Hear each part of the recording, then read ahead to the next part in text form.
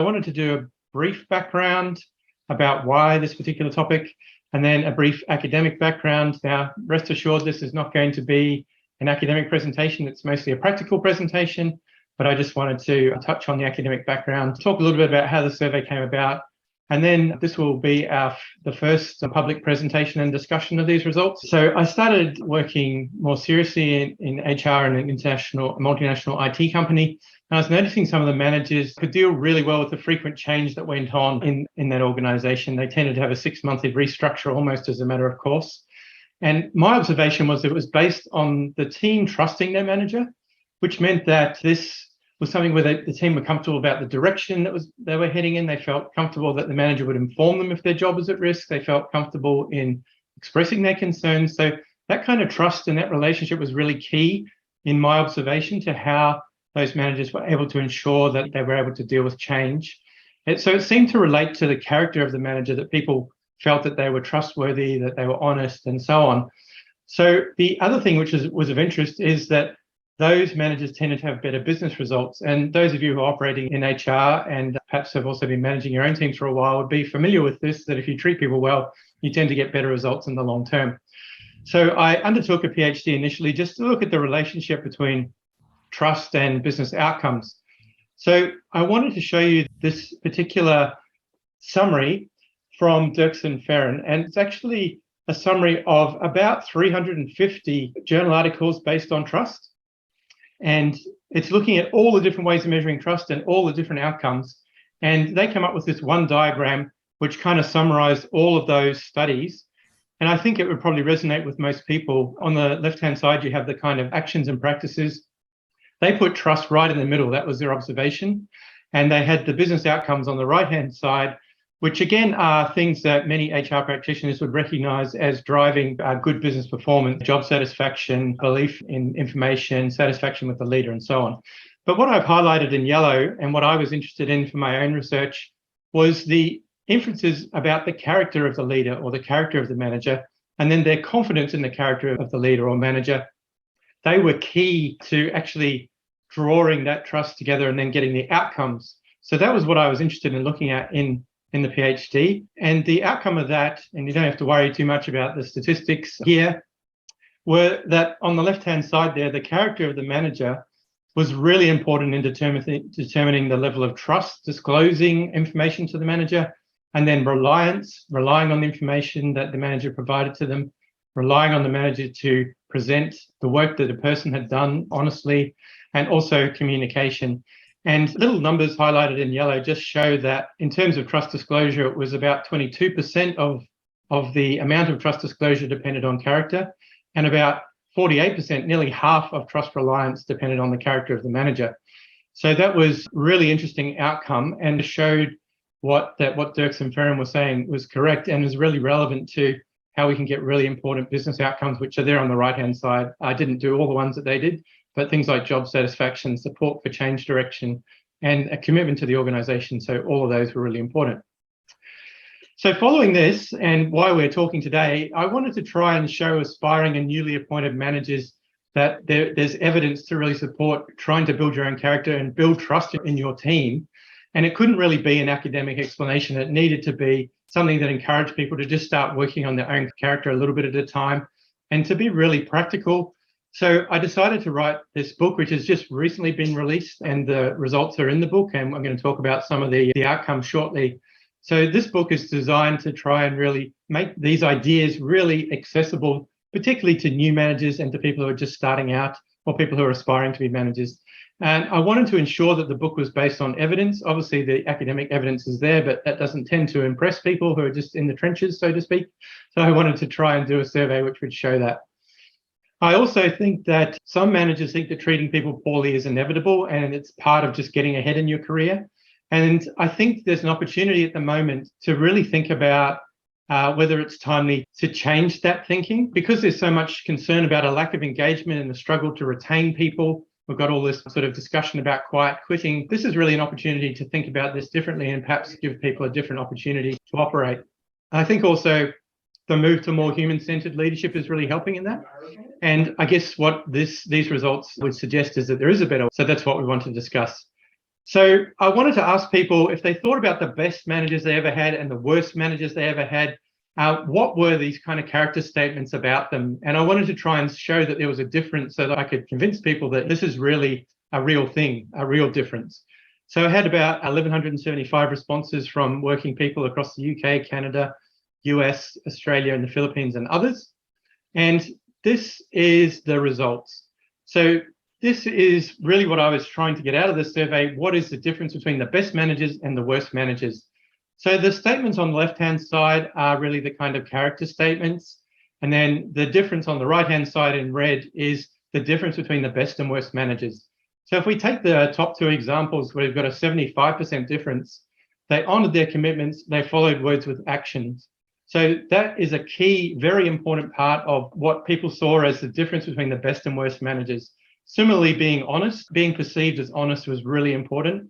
But there were some other interesting ones: overcoming difficulties and basing decisions on the right thing to do rather than just always focusing on making money, and then putting the needs of those reporting to them before their own needs.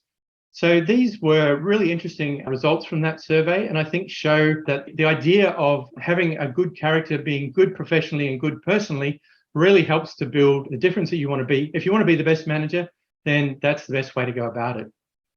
So taking that into account and looking at the open-ended questions, the responses to the survey, I've laid out the results in terms of the mindset of the best managers, the motivation of the best managers, the behavior of the best managers, and then how they applied that. And all of those things build team trust, and then they build business performance and certainly outstanding performance if you're looking to achieve that. I wanted to keep that connection with it's also good for the business. Obviously, it's good for the people working in these environments, but it's also good for the business. On to the actual results, which is what we were hoping to show everyone today. If we look at the mindset of the worst managers, first of all, they refused to take ownership of poor decisions, and they tended to shift blame onto team members. So they'd leave them to deal with the consequences. In the very worst cases, that would be based on some sort of racial or gender kind of discrimination. They just pick a person and blame them. But this resulted in most team members being reluctant to try things in case it went wrong.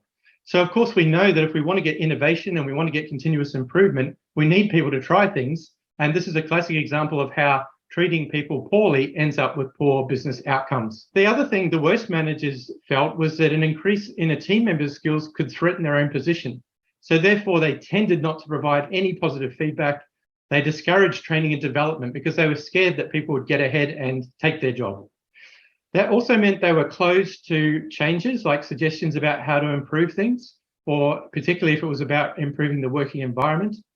And then if some change actually went ahead and was successful despite their efforts, then they would try and take the credit for it. They'd say it was their idea all along and rob the people who'd done the work of that sort of appropriate credit.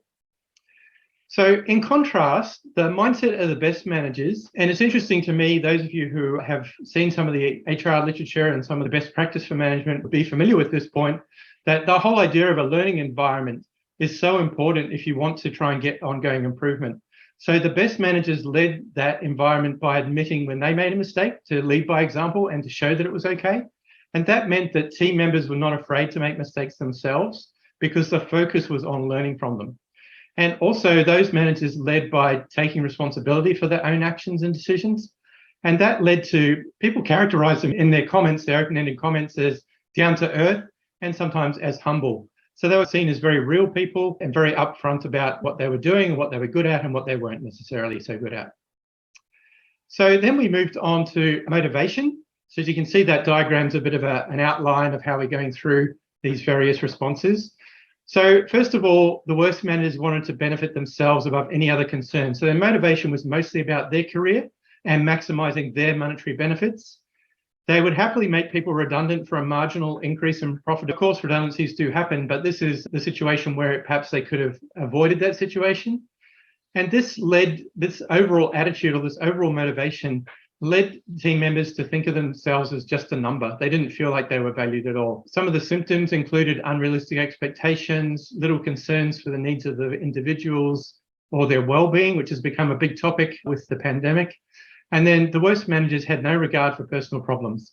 So when issues such as sickness or stress or trauma affected someone, the worst managers lacked the capacity or the inclination to understand. And they tended to react instead with kind of anger, because all they noticed was that they were being let down or the person wasn't available. And they were characterized as really only caring about themselves. In terms of motivation, the best managers were able to strike that balance between the needs of the people in the team as a whole, and the organization. They thought about the needs of the team members before their own needs. And sometimes there are examples in the comments of people sacrificing their own comfort and even their bonuses. They had a genuine interest in the professional growth of team members. They create opportunities for learning. They provide coaching or a source coaching and mentoring. And that tended to increase the knowledge and skills of the team over time. So there was a continuous improvement in the performance of the team as well as their satisfaction. And these managers who had this motivation were often described as selfless. So moving on now to behaviour, and we have a couple of different sections here because honesty was such an important one. Dishonesty in the worst managers was a key issue. They were prepared to use deceit to manipulate, so they could promise a reward they never delivered or a promotion that was never really available. They would take credit for others' work in order to advance their own careers, and they would try and grab the recognition when it was available. If results were poor, they would tend to blame team members.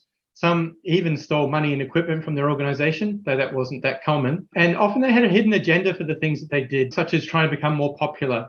And they also used other forms of what was seen as dishonesty by overworking the team or underpaying them. And then, interestingly, inconsistency is also seen as a form of dishonesty, especially when there are different rules for different team members. So employees that were liked or friends with the managers came first in getting rewards and good rosters. Also, people were treated differently depending on their position in the organization. They were friendly to those in a similar or high level position, but treated subordinates as dirt, was one of the quotes, and spoke to them condescendingly. And then inconsistency in the circumstances of applying the rules and the guidelines, so that it was just based on the manager's opinion at the time. So that really led to team members feeling that there was no right approach. They had no certainty that if they did something, they continued to do something, that it would be right the next time around. So that was very disconcerting and demotivating. For the best managers, as shown in the first table we looked at with the results, honesty was really key. So doing the right thing was also regarded as characteristic of the best managers. And this meant that those best managers were considered reliable, that they were genuine and sincere and fostered trust between the manager and their team members. In terms of communication, the worst managers who did communicate often allowed their emotions to affect how they acted. So sometimes impatient or immature. Some even humiliated team members by shouting in front of customers and co-workers. And sometimes it was for no apparent reason. It seemed to be a simple matter that could have been resolved. Some communicated the rules and guidelines that were not easily understood, and they seemed arbitrary, and they left the team members confused. And they're often seen as unapproachable. Another group avoided communication entirely, so almost the opposite. They would just hide in the office. They couldn't deal with different personalities or approaches. And all these behaviours caused these managers to be considered unsupportive and disrespectful. On the other hand, the best managers, when something went wrong, these managers controlled their emotions. They maintained good relationships throughout the interactions and tended to focus on finding a solution. They appreciated team members. They provided public recognition for good performance and rewards such as praise and presents and luncheons and promotions. They're also open to suggestions, so they valued the contributions of their team members in that way. They had really good communication, which was reported as building excellent motivation and team morale. And they tended to be called approachable, easy to talk to, and calm. And then if we look at one of the applications, so thinking about decision making, the worst managers really rarely sought feedback on input in making decisions, even when there were detrimental effects on team members. They didn't communicate openly. They left team members in the dark. They did not take time to explain why decisions were made, which tended to provoke a lot of unproductive speculation. So people would have to guess about why things were happening or how far it would go, which was very unproductive. Some were poor at deciding, and sometimes this is because of inexperience or perhaps some other reason, but it would mean that there was no deliberate decision, which meant inaction would take the matter out of their control or would stop positive changes from happening. One last group actually would allow discussions about a decision to become so charged with emotional reactions that no decision could be agreed upon. So people were so strongly advocating for their positions that it ended up in an argument, and so no decision could be made because no one could agree. If we talk about delegation of the worst managers, again, another form of application, there are two opposite tendencies, the hands-off approach and the micromanagement approach. In the hands-off approach, they tended to delegate all the work and didn't assist. So they didn't provide any guidance, any sounding board, or any assistance or mentoring. They spent no time in helping with the completion of the tasks. But there were others who would micromanage, which was equally bad in a different way. They would demand that they approve even the smallest decision, meaning that team members had no opportunity to exercise their own initiative, and that would often slow things down and provide unnecessary delays. So team members would find that suffocating and incredibly frustrating. On the other hand, the best managers made decisions that considered the impact on the business while involving team members in the decision-making process. So they were much more transparent. They explained exactly how and why decisions were being, certainly as far as they could within the bounds of confidentiality. They overcame difficulties by working with individuals or the team to find the best solutions, even to look at alternatives when decisions needed to be made, and also for changes that were needed because of customer complaints. So this same approach tended to flow on to a customer complaint being resolved as a group rather than it being taken by the manager as gospel and then the people targeted for dealing with the customer poorly. They also trusted their team members. So this idea of trust can work both ways. They would set expectations, they would provide the necessary resources, and then trust their team members to decide on their own work processes and really just be monitoring the outcomes rather than every single little part of the process. In terms of the methods of the worst managers, there were three principal methods for controlling their teams.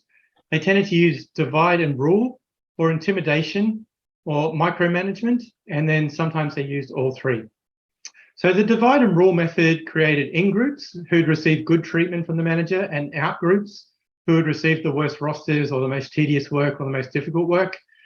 And these managers played politics within the team, even intentionally causing conflict among co-workers through gossip, backstabbing, encouraging employees to spy on each other. So this would cause very serious negative effects on interpersonal relationships and teamwork. The other thing in terms of outcomes for the results of these various activities is that the worst managers ended up being not inspiring. Because they didn't lead by example, they didn't follow through on commitments, they tended to use a dictatorial approach. They valued profit over people. They didn't tend to show appreciation for the effort put in by team members. Sometimes nothing could ever be good enough. They cared little about their work and rushed through it, so their own work was done poorly. They did the bare minimum, and at times they would give the managers own responsibilities to the team, and they're often seen as incompetent.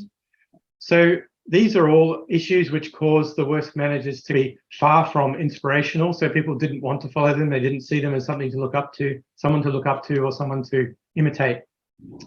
The other point that was interesting from the comments was that managers not only impact on their team members, but also on the families. So many people commenting mentioned the fact that actually this would have a negative effect on their home life and their personal life as well. In terms of the best managers, people found that they were inspiring by contrast. They tended to be concerned with creating a great customer experience. So this was another interesting business outcome. They weren't just listening to their team, they're also listening to clients and putting their needs first and trying to provide excellent service, which allowed team members to really feel like, well, this is someone I can follow, not just as a person who's my manager, but also a person who's delivering fantastic outcomes.